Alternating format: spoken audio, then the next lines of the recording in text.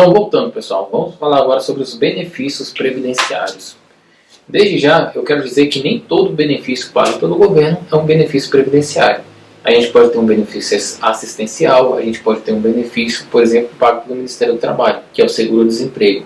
O seguro-desemprego não é benefício previdenciário, tá? Vamos lá. Quais são os benefícios previdenciários previstos na Constituição Federal? E aqui a nossa aula já está atualizada com a reforma da Previdência, que ocorreu no final do ano de 2019. Aqui a gente vai ter os benefícios previstos na Constituição Federal. E a gente vai seguir o regulamento da reforma da Previdência, que entrou em vigor no final do ano de 2019.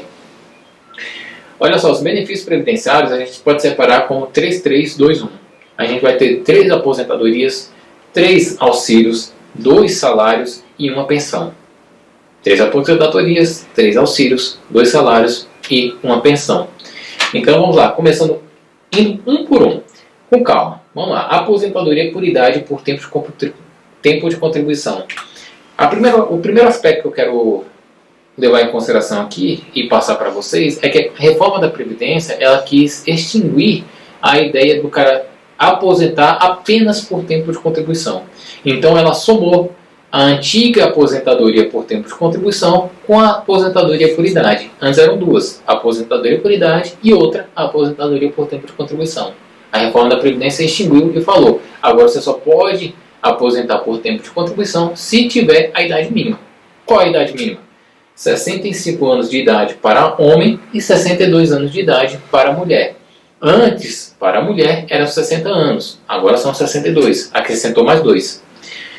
E em relação aos trabalhadores rurais, isso não mudou. Na verdade, o trabalhador rural ele continuou com a aposentadoria dele de 60 anos para o homem e 55 anos para a mulher. Agora, para o professor, mudou conforme o regramento principal, porque o professor ele vai ter uma redução de 5 anos.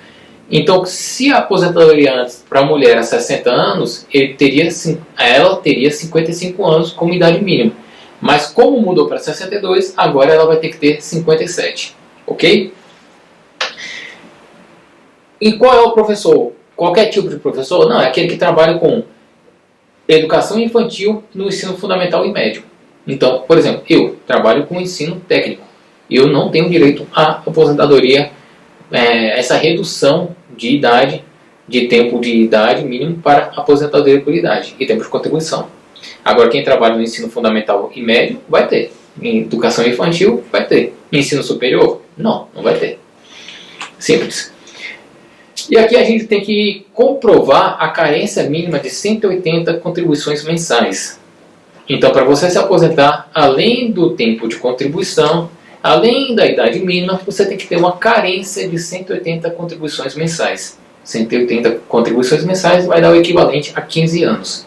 Aí você vai perguntar, professor, mas qual é o tempo de contribuição? Você está no período de carência, mas eu quero saber o tempo de contribuição. A reforma da Previdência deixou para a lei definir qual vai ser esse tempo de contribuição. Ok? Enquanto não sair, não saberemos. Em relação à aposentadoria por incapacidade permanente. Olha só, o nome dessa aposentadoria, antes da reforma, era aposentadoria por invalidez. Ele só trocou a nomenclatura, mas o regramento continua o mesmo. Só vai diferenciar em relação ao valor da aposentadoria, que antes era 100%, em qualquer hipótese, 100% do valor da sua remuneração, do valor do salário-benefício. Agora não. Agora tem regras que partem de 60% e vai ter regulamentos especiais para você receber até o topo. Aliás, outra inovação da reforma trabalhista é extinguir com essas possibilidades de aposentadorias recebendo 100% do salário-benefício. Do salário de contribuição, desculpa. Então aqui na aposentadoria por incapacidade permanente só mudou isso. O regulamento vai ser basicamente o mesmo. Então vamos lá. Primeiro, será devida ao segurado incapaz e insuscetível de reabilitação para o exercício de atividade que lhe garanta subsistência e ser-lhe-á paga enquanto permanecer nessa condição. Sendo bem claro, é aquele cara que não consegue mais trabalhar, de maneira alguma. Em qualquer tipo de trabalho ele não consegue mais.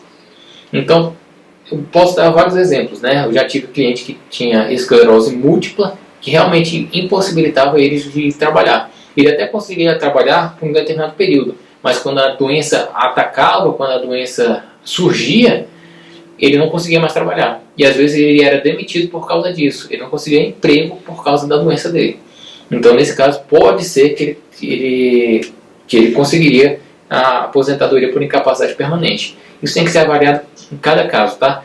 O importante é que a incapacidade deve ser total e permanente. Incapacidade total é aquela que abrange todo o tipo de trabalho. Permanente, e que eu digo abrange todo tipo de trabalho no sentido de que ele não consegue mais trabalhar. Incapacidade que impossibilita ele de trabalhar em qualquer tipo de trabalho. E permanente é aquela que não tem prazo determinado para a sua cura, para a sua melhora, para a sua reabilitação. É uma incapacidade indefinida. Você não sabe quando ela vai deixar de surgir. Ou então é aquela incurável, né? Porque às vezes a incapacidade não tem possibilidade alguma de ser melhorada. Aqui, como eu falei, será imprescindível que o segurado esteja incapacitado de maneira total e permanente para o exercício do trabalho, bem como não haja possibilidade plausível de ser reabilitado para outra atividade laborativa. Então funciona assim, o auxílio-doença comum que a gente vê, vai funcionar da seguinte forma. Ele parece com uma aposentadoria por incapacidade. No auxílio-doença, eu primeiro vou ver o tipo de incapacidade. É total ou é parcial? É permanente ou é transitória? Se for permanente, ela é total ou é parcial? Porque se ela é permanente, não necessariamente já vai gerar o direito ao auxílio-doença. Permanente é aquela incapacidade que não tem prazo para melhoria. Então, pode ser que eu tenha um problema na coluna, que ele seja para a minha vida toda. Mas isso realmente me incapacita para todo tipo de trabalho?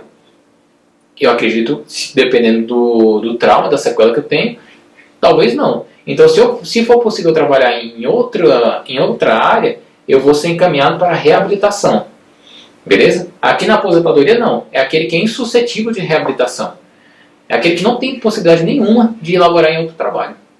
Seja a atividade que ele exercia normalmente ou em outro. Aqui a invalidez pode ser definida como a incapacidade laborativa total, indefinida e multiprofissional, insuscetível de recuperação ou reabilitação profissional, que corresponde à incapacidade geral de ganho em consequência de doença ou acidente. E aqui um adendo que eu tenho que fazer é que quando eu falei das espécies de aposentadorias, eu não falei quais são os infortúnios que a Previdência Social quis proteger. Então, o que são os infortúnios? São os acontecimentos da vida que impedem eu de garantir a minha própria subsistência e da minha família. Então, a Previdência ela atua para te facilitar, te dar meios para que você garanta a sua própria subsistência, até que você se melhore. Aqui na aposentadoria por incapacidade, esse valor já tem um valor mais permanente. Não tem como você melhorar. Mas, obviamente, vai ter revisão. E aí eu coloquei um ponto aqui do slide, essa revisão é a cada 2 anos. A cada 2 anos você pode ser chamado para verificar se a sua condição clínica melhorou ou não. Se tiver melhorado, você volta a trabalhar. Se não tiver melhorado, você continua com a aposentadoria. A Previdência Social ela protege os seguintes infortúnios: a questão da maternidade, a questão da morte, a questão da incapacidade permanente ou parcial, ou total ou parcial, a questão da idade. Então, são infortúnios que vão chegar um dia para algum de nós. Para algum de nós vai chegar esse infortúnio. Por exemplo, morte. Todo mundo um dia vai morrer. Idade. Aqueles que não morreram vão ter a idade que vai acabar prejudicando o seu labor, a sua atividade, o seu ganho, o seu rendimento. Então, as aposentadorias, os auxílios, eles seguem essa ideia de compensar os infortúnios da vida. A condição de inválido dependerá da apreciação de perícia médica do INSS. Tem que ter perícia, não tem como. Ou a perícia médica do INSS te garante e você sai com um benefício, ou ela não te garantindo, você entra com ação judicial, impede a perícia judicial, ou o perito próprio, seu, você leva e com perícia médica vai definir se a sua incapacidade é permanente, ou se ela é transitória, ou se ela é total ou parcial. Dependendo do caso, se não tiver nada, você não vai ganhar benefício nenhum. Se for parcial, é possível que você ganhe um auxílio-doença. Se for total e permanente, aposentadoria por incapacidade. Aposentadorias especiais. As aposentadorias especiais levam em consideração a atividade, a exposição efetiva a agentes nocivos. Então a gente pode ter um agente nocivo químico, físico e biológico. Normalmente é aquelas atividades insalubres. Aquele que elabora uma atividade insalubre tem uma aposentadoria especial. ou para aqueles que são portadores de deficiência. Se a pessoa é portadora de deficiência, só por ser portador de deficiência, ela vai ter uma aposentadoria especial, ok? E aqui aquele mesmo regramento. Antigamente, você tinha uma aposentadoria especial só por tempo de contribuição. Com a reforma da Previdência, como eu falei no início, acabou essa ideia de aposentadoria apenas por tempo de contribuição. Tem que cumprir uma idade mínima. Então aqui também valeu para aposentadoria especial. Então vai ter algumas atividades que você precisa ter 15 anos de contribuição, mas aí você vai ter que ter idade mínima de 55 anos de idade. 20 anos de contribuição, mínimo de 58 anos de idade. E 25 anos de contribuição, mínimo de 60 anos de idade. Então como é que funcionava antigamente, antes da reforma? Se você completou 15 anos de contribuição, já poderia aposentar. 20 anos de contribuição, já poderia aposentar. 25, já poderia aposentar. Mas agora não basta só o tempo de contribuição, você tem que alcançar a idade mínima também. Ok? A maioria dos benefícios por aposentadoria especial coloca um máximo, 25 anos de contribuição. Mas tem algumas categorias específicas que vão ter 15 e 20. É de acordo com o grau de insalubridade, o grau do agente nocivo que estava exposto àquela pessoa. Quanto mais grave, menor o tempo de contribuição e menor a idade que ela tem que ter. Quanto mais leve, maior vai ser o tempo de contribuição e maior a idade que ela vai precisar ter para se aposentar. Aqui eu coloquei algumas regras específicas que eu quero que vocês leiam. Em relação à pessoa com deficiência, eu quero que vocês entendam o conceito de pessoa com deficiência. Vamos lá. Considera-se como pessoa com deficiência aquela que tem impedimentos de longo prazo de natureza física, mental, intelectual ou sensorial, os quais, em interação com uma ou mais barreiras, pode obstruir sua participação plena e efetiva na sociedade em igualdade de condições com as demais pessoas. A ideia é que a deficiência não é uma fratura, não é uma sequela parcial, não é um ferimento. A deficiência é aquilo que te impede de viver em sociedade em igualdade de condições com outras pessoas. Então, vamos dar um exemplo. A pessoa, um cadeirante. Um cadeirante, ele não consegue viver em igual condições com uma pessoa como eu, que não sou cadeirante. Nesse caso, por exemplo, as calçadas são precárias. O serviço de ônibus, às vezes não tem um elevador, ou quando tem, não está funcionando. Então, nesse caso, ele pode se enquadrar como uma pessoa deficiente. Mais uma vez, tem que ter perícia médica. E além da perícia médica, para considerar uma pessoa como um deficiente, também tem que ter uma perícia social. Que às vezes, não confunda a pessoa com deficiência com aquela pessoa incapaz. Não necessariamente uma pessoa deficiente é uma pessoa incapaz. Incapacidade em relação com a exercer a atividade laboral. Eu sou deficiente. Falta-me um braço. Mas o outro braço ainda eu consigo exercer atividade. Inclusive eu trabalho com um braço só. Nesse caso, eu sou deficiente, mas não sou incapaz. Ok? Aqui eu vou colocar alguns regramentos. O tempo de contribuição é a mesma ideia, 25, 29 e 33 anos. Tem que ter a idade mínima também. E aí a gente parte para o auxílio-doença. Olha só, em relação ao auxílio-doença, é aquela ideia da incapacidade que eu já tinha falado sobre a aposentadoria por incapacidade permanente, mas só que agora o auxílio-doença é aquela incapacidade parcial ou incapacidade transitória. Beleza? O auxílio-doença será devido para aquele que ficar incapaz por trabalho por mais de 15 dias. Então, a partir do 16º dia, no caso do empregado, o empregado ficou incapaz por trabalho, ele está doente e ficou incapaz transitoriamente por trabalho por mais de 15 dias. Nesse caso, ele é encaminhado para a Previdência Social. E aí, na perícia, o médico vai dizer quanto tempo ele tem que ficar afastado do trabalho. Se não tiver melhoria, o médico vai avaliar se ele tem que ser transferido para a reabilitação, se há possibilidade de ele trabalhar em outra área. Se não tiver essa possibilidade, aí esse auxílio-doença é convertido em aposentadoria por incapacidade permanente, a antiga aposentadoria por invalidez. Depois eu vou querer que vocês leiam aqui as regras gerais que eu coloquei aqui.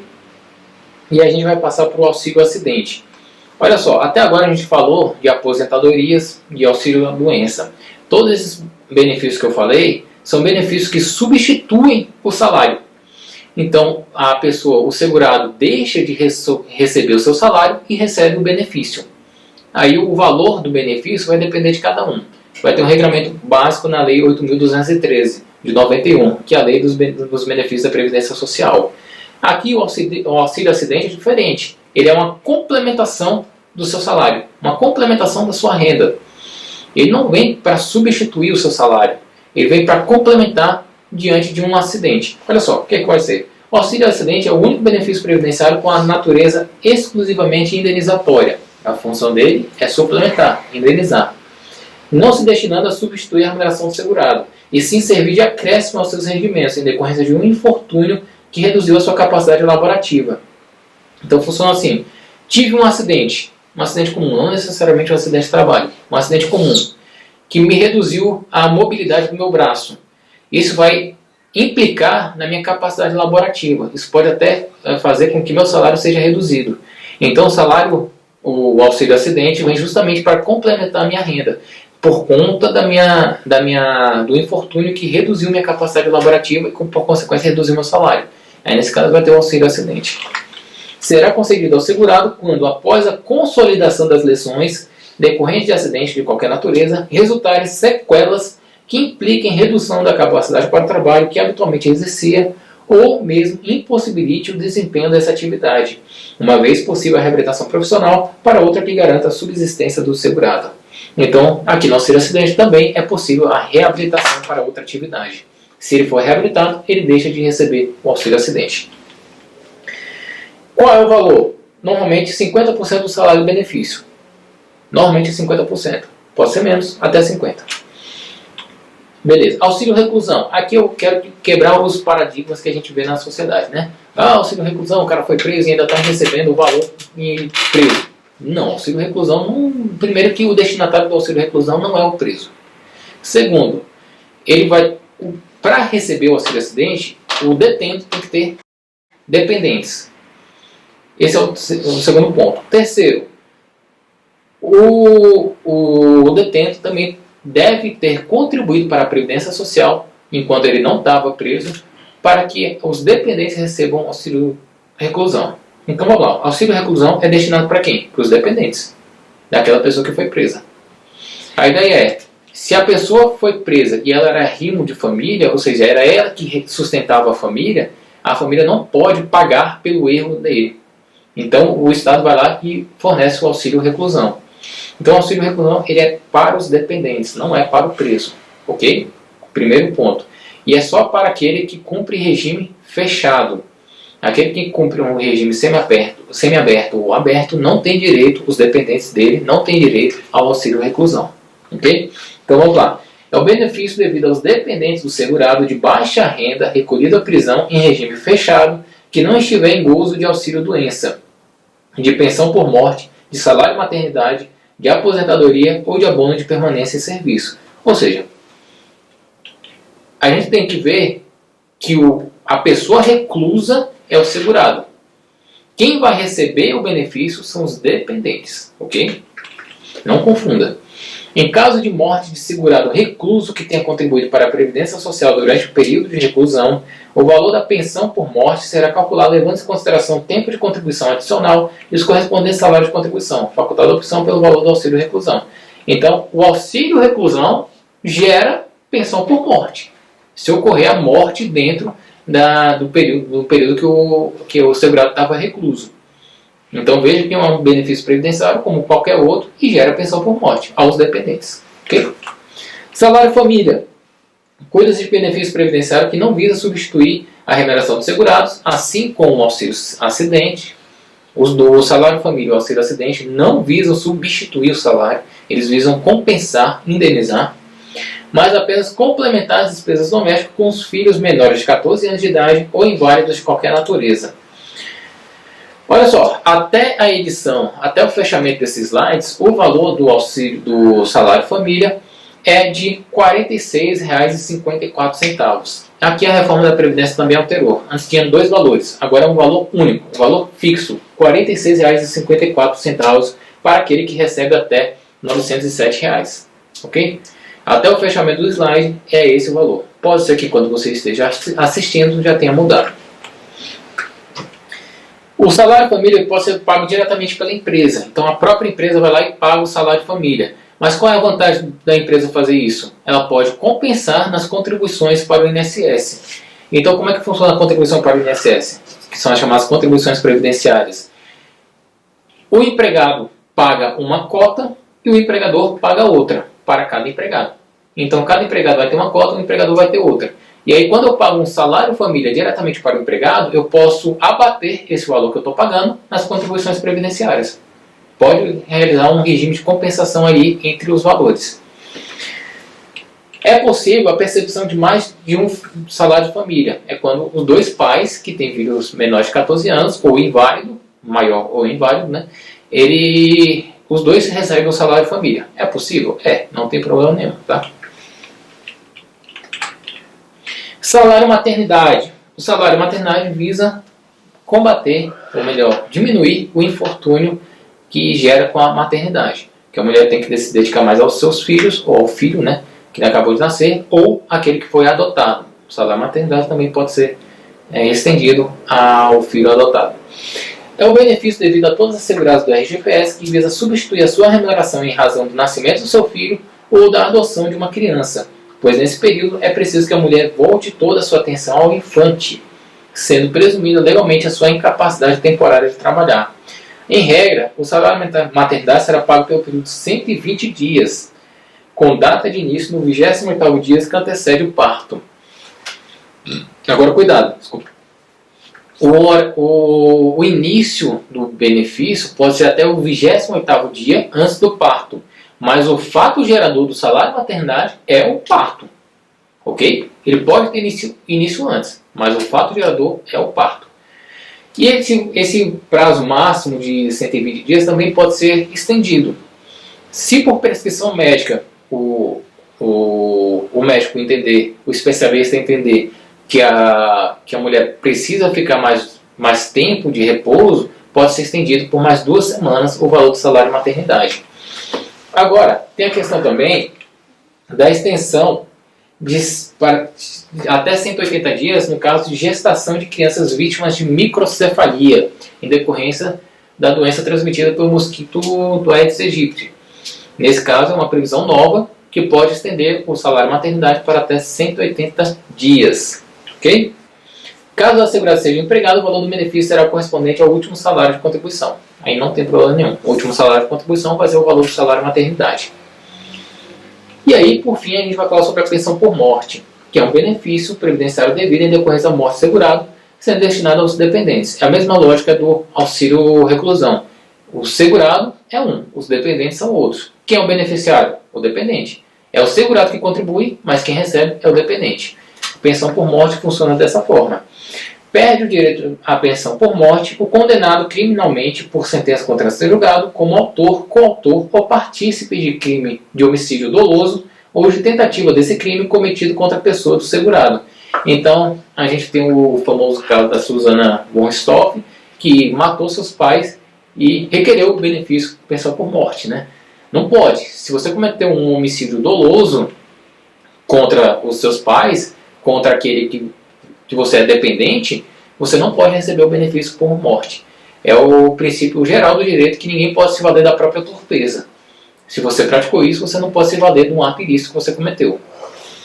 Se houve simulação ou fraude para a percepção do benefício, o cônjuge, o companheiro ou a companheira também perderá o direito ao benefício. Se você simulou a morte de alguém, é lógico que a morte se dá com a certidão a comprovação da morte se dá com a certidão de óbito, elaborada por um órgão público específico, mas se você fraudou essa certidão para receber o benefício por morte, você também será responsabilizado por isso.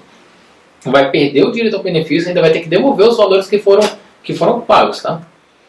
O direito não socorre aqueles que tentam burlar a lei e ainda se beneficiar com isso. Por fim, pessoal, eu agradeço muito em nome da instituição Monte Oreb. Eu deixo aqui meus contatos para qualquer dúvida, se alguém tiver. Pode me chamar no Instagram, pode me chamar no e-mail, que eu vou responder. Ok? Até a próxima e fui!